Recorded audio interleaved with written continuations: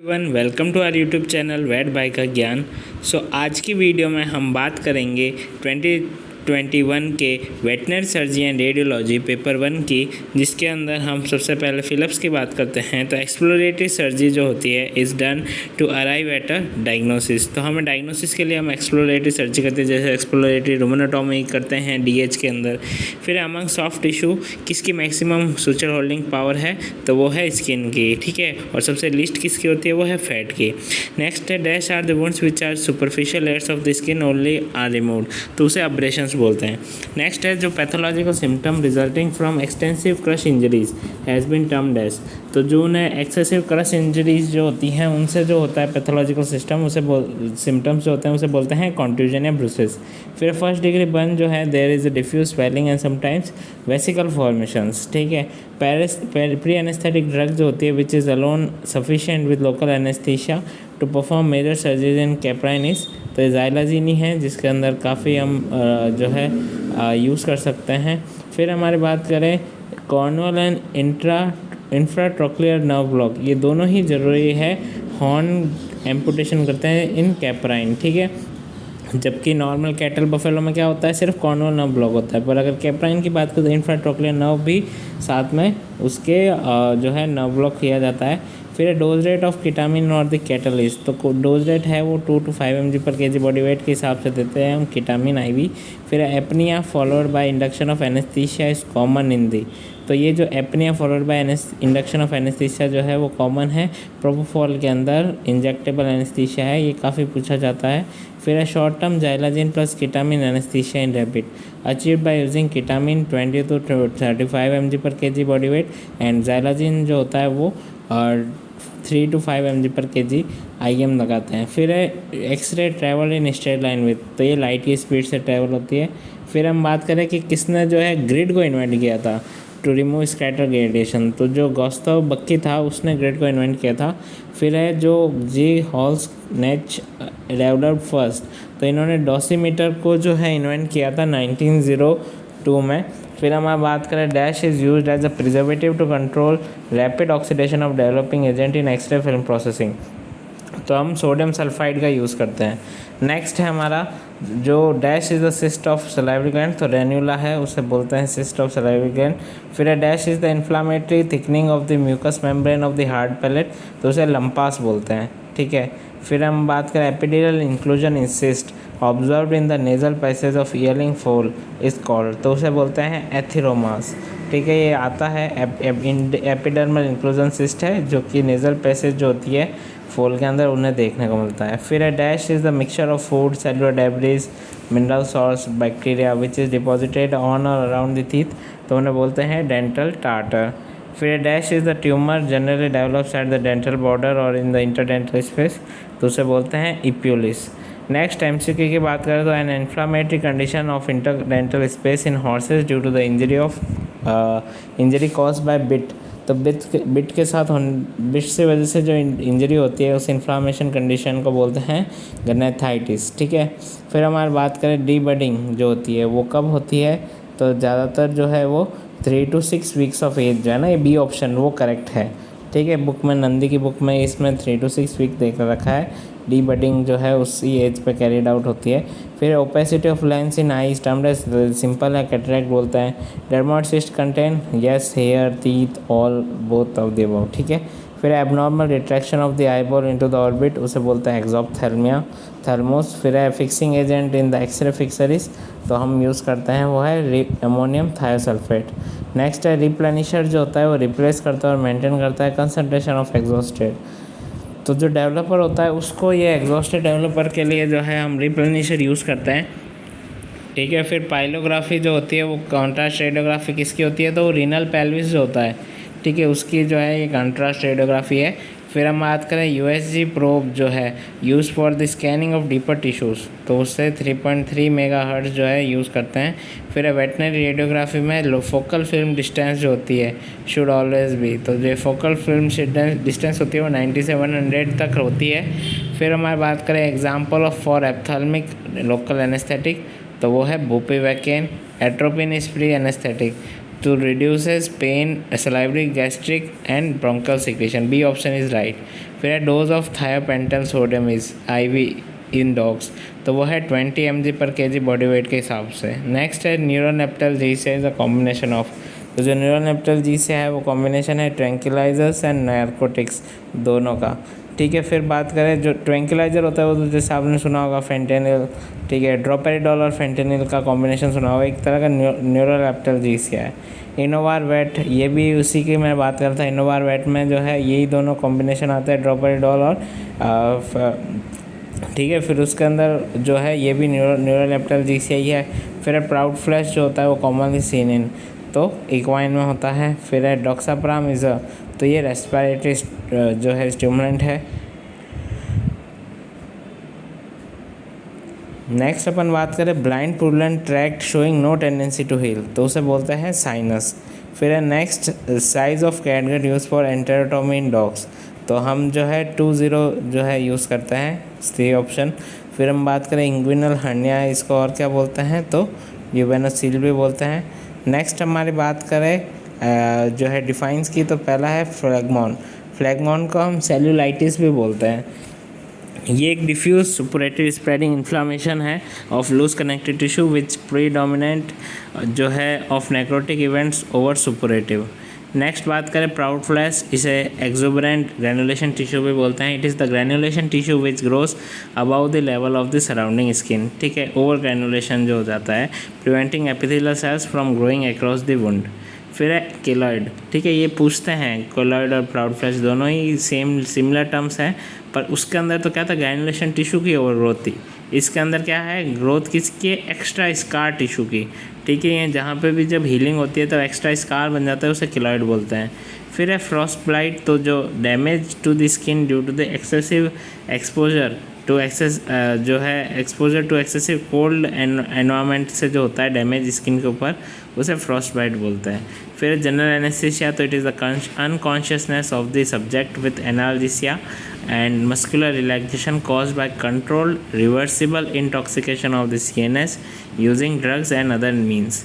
फिर Peterson nerve block, ये ज़्यादातर जो है जो इन्यूक्लेशन वगैरह करता है ना, उसमें काम आता है। डिसेंसिटाइज करना हो अगर आपको एंटायर ग्लोब को और उसका एसोसिएटेड स्ट्रक्चर को, तो पैटरसन नर्व ब्लॉक यूज़ करते हैं। तो जो लैंडमार्क होता है of this block is the angle formed by the supra orbital process, zygomatic arch and coronoid process जो होता है मैंडिबल का, वहाँ पे आपको ये ब्लॉक करना होता है। फिर हमारी बात करें हील इफेक्ट, तो heel effect is the resultant of the जो है portion of the x ray beam being absorbed at the anode side, मतलब एनोड साइड जो है वो ज़्यादा एब्जॉर्ब होती है, तो उस वजह से जो which results in an x ray beam that is less intense in an anode and more intense at the cathode, ठीक है। तो जो ये मैंने उल्टा बोल दिया, जो कैथोड होता है उस साइड ये ज़्यादा इंटेंसिटी होती है और जो एनोड साइड होता है वहाँ पे लेस इंटेंसिटी होती है। तो हम चाहते हैं कि हील इफेक्ट की वजह से हम हमेशा ऐसे कोशिश करते हैं कि जो कैथोड के साइड है वहाँ पे हमारा जो टिश्यू है वो हैवियर टिश्यू रहे, ताकि ज़्यादा से ज़्यादा जो है उसके अंदर इंटेंसिटी वहाँ पे पहुँचे। फिर नेक्स्ट बात करें ग्रिड, तो grids are composed of hundreds of alternating thin leads strip with fibre और एल्यूमिनियम इंटरस्पेसर्स, ठीक है। ग्रिड जो होती है वो मतलब एक्सरे के फिल्म के नीचे लगाई जाती है, ठीक है, नीचे और ऊपर दोनों साइड, और ये ज़्यादातर करती है कि ग्रिड जो होते हैं do not decrease the scatter formation, they just stop scatter from heating the film. ये फिल्म के ऊपर लगाते हैं ताकि जो है जो भी स्कैटरिंग रेडिएशन है वो सारी इससे प्रोटेक्ट हो जाए, ठीक है। फिर अपन बात करें इमेज डिस्टॉर्शन, तो शेप और size of the object being examined when altered on radiograph due to the unequal magnification of different portion distortion of the image is evidence, ठीक है। तो जब हम जो है शेप और साइज़ जो है ऑब्जेक्ट की जब एग्जामिन करते हैं वो अल्टर हो जाए, ठीक है, क्योंकि अनइक्वल मैग्निफिकेशन होता है डिफरेंट पार्ट्स का, तो उससे इमेज डिस्टॉर्शन बोलते हैं। फिर इंट्रावीनस पाइलोग्राफी IVP, इससे शॉर्ट नोट भी आता है, ये एक्सक्रीटरी यूरोग्राफी है। It is the contrast radiography study of the kidney, ठीक है, ब्लैडर और ureters by injecting positive contrast media to diagnose the abnormalities of the urinary tract के एबनॉर्मेलिटीज़ चेक करने के लिए होता है। फिर हमारी बात करें अल्सरेटिव केराटाइटिस, तो it is a general term for the group of disease processes leading to the corneal ulceration, ठीक है, as well as the term for the inflammation that accompanies ulceration. फिर है melanosis, तो melanosis is the form of hyperpigmentation associated with the increased melanin, ठीक है, जो hyperpigmentation हो जाता है ना मेलानिन का ज़्यादा होने से, उस वजह से। तो ये हमारे थे डिफाइन। अब हम शॉर्ट नोट की बात करते हैं। तो सबसे पहला शॉर्ट नोट है वो describe in brief closed wound. तो क्लोज्ड वुंड्स क्या होते हैं? तो क्लोज्ड वुंड जो होते हैं वो ऐसे वुंड होते हैं कॉन्ट्यूजन जिसे बोलते हैं। It is the injury to the skin without any break in the continuity of the tissue surface. इसमें जो टिश्यू सरफेस होती है उसकी कंटिन्यूटी ब्रेक नहीं होती, पर उसके अंदर जो है अंडरलाइंग है अंदर, उसके अंदर जो है उसकी होती है, ठीक है। फिर बात करें जो मतलब जो it is caused by any blunt object, जो लाठी वगैरह मारते हैं ना उससे जो होता है। And subcutaneous tissue muscles nerves are damage in to a varying degree according to the severity and extent of the tissue damage. It may be of first degree का हो सकता है विथ रप्चर और capillary vessels of the skin and subcutaneous tissue. Second degree का हो सकता है जिसमें लार्जर वेसल्स हो जाए, हीमेटोमा फॉर्मेशन हो जाए। और थर्ड डिग्री का भी होता है with major damage of tissues leading to gangrene formation. Next अपन शॉर्ट नोट की बात करते हैं। Right short note of anode of x ray tube.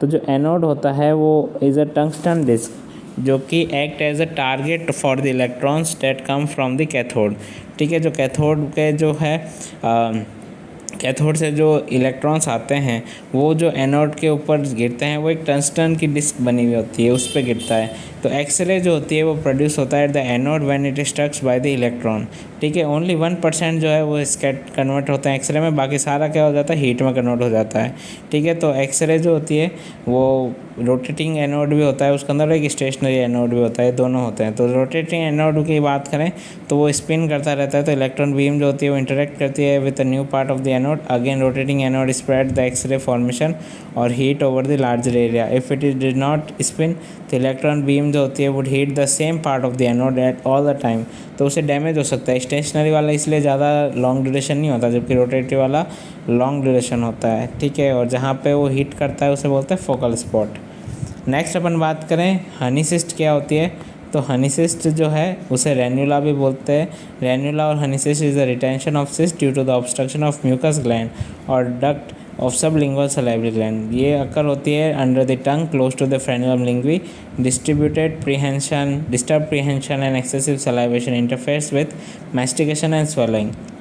इसमें हमें कुछ नहीं करना होता, सिस्ट का जैसे नॉर्मल सिस्ट का ट्रीटमेंट करते हैं वैसे ही एक्सिशन करना है, ओपनिंग करनी है, ठीक है, और पोविडीन आयोडीन से क्लीन करना है। नेक्स्ट अपन बात करें प्री एनेस्थेटिक और उसके क्लासिफिकेशन की विथ एग्जांपल्स। तो जो प्री एनेस्थेटिक्स होते हैं वो क्या होती हैं? ऐसी drugs are used to prepare the patients for induction and contribute to the maintenance and smooth recovery from the anaesthesia. अब अपन बात करें प्री मेडिकेंट ड्रग्स की, तो सबसे पहला है एंटीकोलिनर्जिक एजेंट जिसमें आता है एट्रोपिन और ग्लाइकोपाइरुलेट। फिर है ट्रैंक्विलाइजर्स भी देते हैं जैसे फिनोथायाजिन डेरिवेटिव में एसिप्रोमाजिन हो गया, ब्यूटारफिनॉन्स में डेपोरिडोल हो गया, ठीक है। बेंजोडाइजिपिन में जो है डाइजिपाम, मिडाजोलाम, जोलाजिपाम, ये सब हो गए। सीडेटिव्स में alpha 2 agonist xylazine, detomidine, medetomidine, chloral hydrate. Opioid analgesics में एगोनिस्ट की बात करते हैं meperidine, morphine, oxymorphone. Agonist antagonist में पेंटाजोकेन, ब्यूटारफेनॉल, ठीक है। अब अपन नेक्स्ट बात करें स्टेजेस ऑफ जनरल एनेस्थीसिया। तो जनरल एनेस्थीसिया की 4 स्टेजेस है। सबसे पहला होता है प्री एनेस्थेटिक स्टेज, जो भी हमने पढ़ी कि एनेस्थीसिया से पहले जो हम जो है प्री एनेस्थेटिक ड्रग्स जो डालते हैं और उससे जो है उसे मतलब प्रोन बनाते हैं कि अब वो इंडक्शन होगा एनेस्थीसिया का। तो नेक्स्ट स्टेज आ जाती है इंडक्शन ऑफ एनेस्थीसिया, फिर थर्ड है मेंटेनेंस ऑफ एनेस्थीसिया और फोर्थ है रिकवरी फ्रॉम एनेस्थीसिया। तो जो इंडक्शन है इसमें हम क्या करते हैं, स्टेट ऑफ कॉन्शियसनेस है, ठीक है। इसमें हम जो है वो जैसे ही हम लगाते हैं तो उसके अंदर जो एनेस्थीसिया है उसका इंडक्शन चालू हो जाता है, पर वो उस समय एनिमल कॉन्शियस रहता है। फिर आता है stage 1, stage of voluntary movements, ठीक है। इसमें जो है characterise by the voluntary excitement, marked struggling and breathing holding if the induction is slow, ठीक है। इसमें मतलब अभी भी वो प्यूपिल और रिस्पेक्ट सारे जो हैं गए नहीं हैं, वो एकदम प्रेजेंट है। सेकेंड है स्टेज ऑफ इनवॉलंटरी मूवमेंट्स, ठीक है। इसमें जो है कॉन्शियस रहता है और इनवॉलंटरी एक्साइटमेंट होता है, ठीक है। ये थोड़े डेंजरस होती है स्टेज। नेक्स्ट होता है स्टेज ऑफ टॉलरेंस और सर्जिकल एनेस्थीसिया। इसमें जो है वो इसमें फर्दर जो है ये इसी में सर्जरी होती है लगभग। इसको खुद को 3 प्लेन में डिवाइड किया हुआ है। पहले प्लेन होती है, उसके अंदर जो है पेडल और पैल्पेब्रल रिफ्लेक्सेस जो होते हैं वो प्रेजेंट होता है, और painful stimuli can increase the heart rate, blood pressure and respiratory rate. ठीक है, lacrimation is not suppressed leading to shiny cornea. ठीक है, और जो माइनर सर्जरीज होती है वो प्लेन 1 में कर सकते हैं। ठीक है, सेकंड प्लेन जो है उसके अंदर रिफ्लेक्सेस थोड़े से अबॉलिश हो जाते हैं, abolishment of the palpebral, pedal और लैरिंजियल रिफ्लेक्स। और ज़्यादातर सर्जरी कोई पूछे तो वो सारी प्लेन 2 में होती है। प्लेन 3 में जो होता है वो जो है बहुत रिस्क होती है, और इसमें सारा ही रिस्पॉन्स चला जाता है, रेस्पिरेटरी जो है फंक्शन वो भी रिड्यूस हो जाता है, ब्रीदिंग पैटर्न भी जो है लो हो जाता है। और ये थोड़ी रिस्की है, क्योंकि अगर इससे थोड़ा सा भी ज़्यादा एनेस्थेटाइज हुआ तो वो स्टेज 4 में चला जाएगा, जिसमें मेडुलरी पैरालिसिस हो जाएगा। ठीक है, इसमें सारा कुछ जो है इंटरकोस्टल रेस्पिरेटरी मसल्स भी क्या हो जाती हैं, कोलैप्स कर जाते हैं, कार्डियोपल्मोनरी कोलैप्स कर जाता है और डेथ हो जाती है। तो ये सारे थे stages of general anaesthesia. Next हमारा write short note on anaesthetic emergencies. तो इंडिकेशंस की बात करें एनेस्थेटिक इमरजेंसीज की, तो इक्विपमेंट प्रॉब्लम। ठीक है, कभी कभी डिलीवरी नहीं कर पाते oxygen, empty cylinders, misconnected gas lines, kinked और प्लग्ड जो है एंडोट्रेकियल ट्यूब्स। ह्यूमन एरर भी हो सकता है, unfamiliarity with the equipment, anaesthetic drug और उसका एक्शन, मिस कैलकुलेशन हो गई डोज की, या वेंटिलेशन प्रॉब्लम, तो वेंटिलेटर नहीं है, हाइपर वेंटिलेटर हो गया due to the anaesthetic overdose, या हाइपर वेंटिलेशन से भी क्या होता है, इनएडिक्वेट एनेस्थीसिया हो सकता है। सर्कुलेटरी प्रॉब्लम्स में क्या होता है, हाइपोटेंशन, ब्रेडिकार्डिया, टेकिकार्डिया, शॉक। ठीक है, तो ये सारे हाइपोटेंशन जो है एक्सेसिव ब्लड लॉस की वजह से हो सकता है। ठीक है, तो उसमें जो है सर्जरीज़ में सी सेक्शन वगैरह करते हैं तो उसमें काफ़ी देखने को मिलता है। तो हमें ब्लड लॉस को सब्स्टिट्यूट कैसे करते हैं, तो फ्लूइड थेरेपी से करते हैं। शॉक भी डेवलप होता है due to the overdosing of the anaesthetic और excessive fluid loss during surgery. ठीक है, हाइपोवॉल्यूमिक, कार्डियोजेनिक, वेसोजेनिक कैसा भी हो सकता है। ब्रेडिकार्डिया होता है अगर डीप एनेस्थीसिया वगैरह दे दे उससे।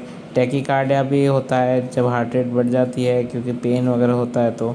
ठीक है, कार्डियोपल्मोनरी अरेस्ट हो सकता है। ठीक है, ये इमरजेंसी कंडीशन होती है जिसमें इमीडिएट जो है ट्रीटमेंट होना चाहिए 2 से 3 मिनट में ही।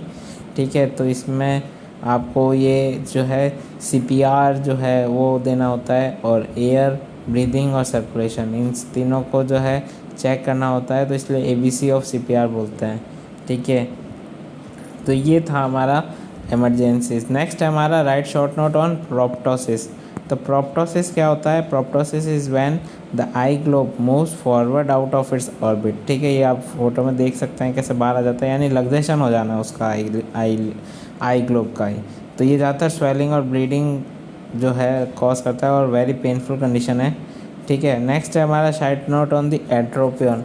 एंट्रोपियन कुछ नहीं होता, आईलिड रब against the cornea, common in dogs and cats. और ये जो है कंजेनाइटल होता है, और जो लार्ज ऑर्बिट जो होता है वो उसके अंदर जो है डीप सेट आइज़ होती हैं, पुअर आईलिड सपोर्ट, कुलीडेन, ग्रेडेन, इनमें ज़्यादा देखने को मिलता है। Poor ocular muscle development. ठीक है, ऑल्सो कंजेनाइटल ट्रॉमा हो गया। ठीक है, और जो secondary to painful corneal lesions, conjunctival inflammation, most common cause in cats. Signs क्या आता है, एपिफोरा टीयरिंग हो गई, chemosis, swelling of the conjunctiva. ठीक है, और जो कंजक्टिवाइटिस, पेन, कॉर्नियल अल्सरेशन और फोटोफोबिया। नेक्स्ट अपन बात करें जो मेजर क्वेश्चन है उसका, सबसे पहला है define shock, describe aetiopathology of shock and give line of treatment. तो शॉक क्या होता है, तो shock is the clinical state resulting from the inadequate supply of the oxygen to the tissues या inability of tissue to properly use oxygen, उसे हम shock बोलते हैं। तो इसके क्लासिफिकेशन की बात करें तो सबसे पहला आता है हाइपोवॉल्यूमिक शॉक। ये तब होता है जब हमारा इंट्रावेस्कुलर सर्कुलेटरी वॉल्यूम जो होता है वो इनएडिक्वेट हो जाए। ठीक है, क्योंकि हेमरेज हो सकता है या कोई एक्सेसिव लॉस हो सकता है। ठीक है, या थर्ड स्पेस और spacing of body fluid. Acute blood loss भी होता है जिसमें मेजर लैसरेशन, रप्चर जो है एब्डोमिनल और थोरेसिक ऑर्गन्स और सर्जिकल प्रोसीजर्स, फ्लूइड लॉस हो सकता है, फ्लूइड सिक्वेटेशन। कार्डियोजेनिक शॉक होता है जिसमें कार्डियक इनसफिशिएंसी हो गई उसके अंदर हो जाता है। ठीक है, और ये इनहेरिटेंट भी हो सकता है और एक्स्ट्रा कार्डियक डिजीज़ की वजह से भी हो सकता है। ठीक है, सेप्टिक शॉक होता है या फिर एंडोटॉक्सिक शॉक होता है, जो कि मैसिव इन्फेक्शन जो होता है cause by the gram negative microbes, उसकी वजह से होता है। फिर है वेजोजेनिक, जो कि एक्सटेंसिव वैसो कॉन्स्ट्रिक्शन या एक्सटेंसिव वैसो डायलेशन की वजह से हो सकता है। डायरेक्ट एक्शन जो होता है टॉक्सिक सब्सटेंस का on the blood vessels procedure produces dilatation of blood vessels, ये लीड करता है to decrease resistance and increase capacity of vascular bed. Anaphylactic shock भी होता है, जिसमें एंटीजन एंटीबॉडी रिएक्शंस जो होती हैं उसकी वजह से होता है। रिजल्टेंट जो है histamine release, histamine leads to the increase permeability and massive vasodilation. Pathophysiology की बात करें तो जो कुछ प्रेसिपिटेटिंग फैक्टर्स होते हैं जो डिक्रीज करते हैं कार्डियक आउटपुट और ब्लड प्रेशर्स को। ठीक है, और कुछ हार्ट रेट से भी जो है मायोकार्डियल कॉन्ट्रैक्टिबिलिटी भी इंक्रीज करती है, तो लीडिंग टू कार्डियक आउटपुट। और जो है साइमल्टेनियसली एडीएच का इंक्रीज होना भी क्या होता है, एक्टिवेट करता है रास मैकेनिज्म और release of aldosterone which ultimately help to conserve the water and sodium through the kidneys. तो ये हमारा ये इनिशिएटिंग कॉजेज थे। पेरिफेरल वैसोकंस्ट्रिक्शन हो गया, मेंटेनेंस ऑफ सेरेब्रल। तो अब जो है सिम्पैथो एड्रेनल स्टिमुलेशन होते ही हार्ट रेट और मायोकार्डियल कॉन्ट्रैक्टिबिलिटी बढ़ती है। ठीक है, पर अगर शॉक परसिस्टेंट रहा तो कॉन्स्ट्रिक्शन किसका होगा, आर्टेरियल और प्री कैपिलरी स्फिंक्टर और प्री कैपिलरी एविशंट्स का। तो सेलुलर क्या होगा, एनॉक्सिया, और रिलीज क्या होगा, लैक्टिक एसिड, लाइसोजाइम इंक्रीज होगा, टिश्यू पीएच बढ़ेगी और आर्टेरियल टोन कम होगा, वेनस कॉन्स्ट्रिक्शन बढ़ेगा। कैपिलरी स्टेसिस कम होगा, कैपिलरी की पीएच कम जाएगी, हाइपर कोएगुलोपैथी और जो है डिसएमिनेटेड इंट्रावेस्कुलर कोएगुलोपैथी होगी और डेथ हो सकती है। ठीक है, ये हमें इसको ध्यान रखना है। और बाकी इसका ट्रीटमेंट तो हमें मॉनिटर करता रहना है। Patient airway haemorrhages fluid therapy देनी है, crystalloid colloids, glucocorticoids, vaso active drugs, sodium bicarbonate, broad spectrum antibiotic, thrombolytic therapy, ये सारी हमें प्रिस्क्राइब करनी है।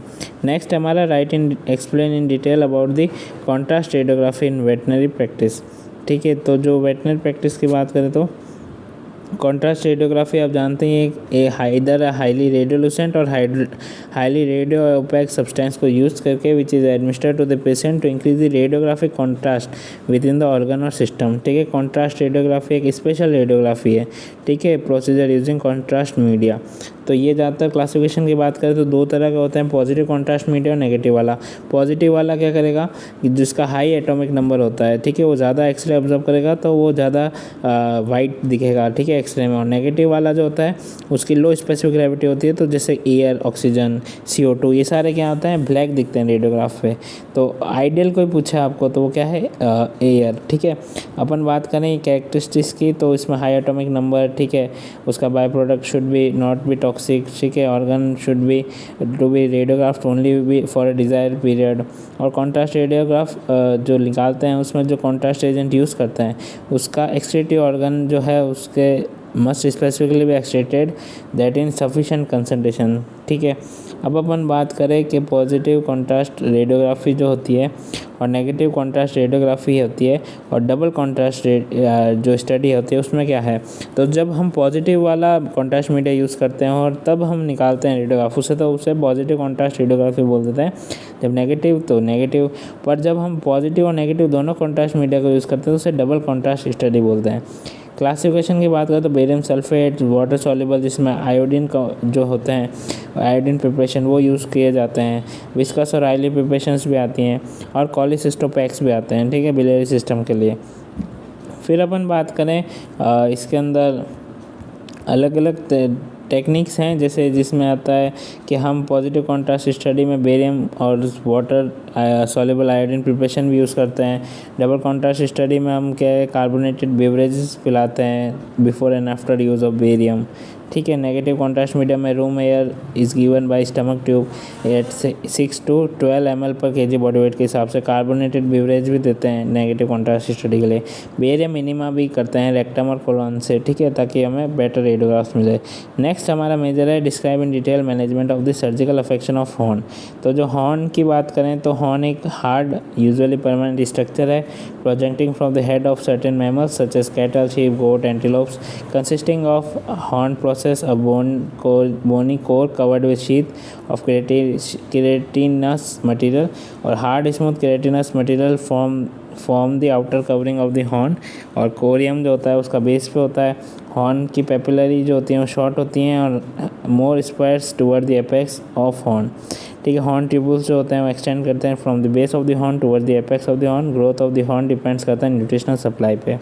एवल्जन्स हो जाते हैं हॉर्न के, उसे सेपरेशन ऑफ द हॉर्न जो है horny covering from the bony cover core. ठीक है, इसमें प्रोफिस ब्लीडिंग होती है और विच आर अरेस्टेड स्पॉन्टेनियसली। ठीक है, कोई भी मार देता है, फाइटिंग स्ट्राइकिंग वगैरह में हो जाती है। ठीक है, ट्रीटमेंट में हमें क्या करना पड़ता है, हॉर्न एम्पुटेशन, चाहे हॉर्न कैंसर हो चाहे हॉर्न जो है इसका एवल्जन हो, हमें इसका ट्रीटमेंट एक ही है, हॉर्न एम्पुटेशन करना पड़ता है। तो हॉर्न कैंसर ज़्यादातर स्क्वामस सेल कार्सिनोमा होता है, वो एक सबसे कॉमन है बुलक्स के अंदर। ठीक है, ट्रॉमा से, इरिटेशन से, एप्लीकेशन ऑफ पेंट्स, कोल टार वगैरह लगाते हैं, solar radiation, reproductive hormonal imbalance की वजह से ये सब होता है। ठीक है, अब ट्रीटमेंट में हमें क्या करना पड़ता है, हॉर्न एम्पुटेशन, हार्मोनल थेरेपी भी दे सकते हैं एस्ट्रोजन टेस्टोस्टेरोन की, और ऑटोजेनस वैक्सीन भी यूज़ कर सकते हैं। Cancerous tissue of amputated horn in a 5% solution of formaldehyde can be advocated to use and recovery जो है was observed in few cases। ठीक है, और फ्रैक्चर भी होता है इसके अंदर हॉर्न का। तो फ्रैक्चर में incomplete fracture involving the distal portion should be may be set by applying plaster of Paris bandage together with metallic और वुडन स्प्लिंट। और कंप्लीट फ्रैक्चर है तो हॉर्न एम्पुटेशन ही करना पड़ता है। ठीक है, साइनोसाइटिस होता है, उसके अंदर भी कॉमन जो है सिक्वेल है डीहॉर्निंग इन ऑल जो है टाइप ऑफ एनिमल्स। मतलब हम क्या करते हैं कि साइनस के अंदर इन्फ्लामेशन हो जाता है, तो इसको हम क्रोनिक साइनोसाइटिस को क्या करते हैं, ट्रेफिनेशन करते हैं और लेवाज करते हैं टॉपिकल और सिस्टमिक जो है एंटीबायोटिक और एनाल्जेसिस के साथ। इफ ड्रेनेज परसिस्ट ऑस्टियोमाइलाइटिस भी डेवलप हो सकता है। हॉर्न फिशर्स भी होते हैं। ठीक है, वो डायरेक्ट इंजरी या इनडायरेक्ट से हो सकते हैं। डिसबडिंग या डीबडिंग भी काव्स के अंदर करते हैं अर्ली जो है developing horn base to prevent the horn growth. ठीक है, तो डीबडिंग देखो 3 to 6 वीक्स ऑफ एज में लिखी गई है, जो भी हमारा ये भी था इसके अंदर प्रोसीजर। तो एम्पुटेशन ऑफ हॉर्न की बात करें तो it is indicated in animals following horn cancer और इरेपेरेबल इंजरीज एंड मिसडायरेक्टेड और ओवरग्रोन सिचुएशन। ठीक है, तो ये पेनफुल नहीं है। ठीक है, ये impend milk productivity which is certainly not a farmer's interest. अब मैंने टेक्निक्स है उसके लिए डेवलप की है। ठीक है, तो इसने सबसे पहले इसने सिंपल सा बताया कि लिग्नोकेन है 2%, उससे कॉर्नल ना ब्लॉक कर दो ताकि उसका लाइगेट कर दो कॉर्नल आर्टरी को फॉर ब्लडलेस ऑपरेशन। और जो हेयर है should around the base of the horn should be clipped and clean and elliptical incision दो in given around the base of the horn or skin on both side of the incision is जो है reflected to form a flap बनाना है। फिर उसके अंदर expose horn को now cut in at its bottom with a wire saw और haemorrhages is control by point firing using potassium permanganate crystal. और ये अप्रिशिएबल हीट जो है as a result of friction which result further haemostasis. और skin flap को appose करना है with mattress suture और protective bandage is then applied after covering the wound. Follow up लेना है, ligature is removed on the next day और aseptic dressing जो है वो फॉलोड करनी है। पुया से तो आप नॉर्मली कर नहीं है और मेकअप वगैरह से इन्हें प्रिवेंट करना है। तो यही था वीडियो में सारे हमने क्वेश्चंस कर लिए। अगर आपको वीडियो पसंद आया तो लाइक कमेंट सब्सक्राइब शेयर करो जरूर करें हमारे चैनल को। Thank you very much.